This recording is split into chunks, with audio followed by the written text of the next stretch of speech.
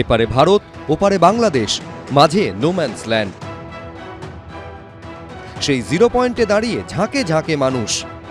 সীমান্ত পেরিয়ে ভারতে ঢোকার চেষ্টা করছে কয়েক হাজার বাংলাদেশের নাগরিক। তাদের মুখে ভারত মাতা কি জয় স্লোগান।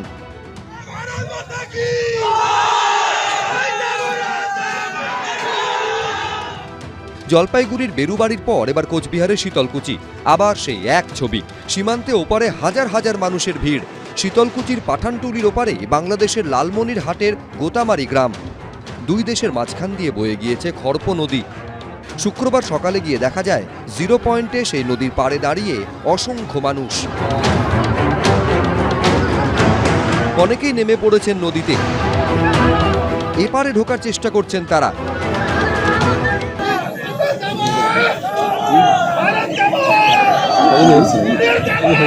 কোচবিহারের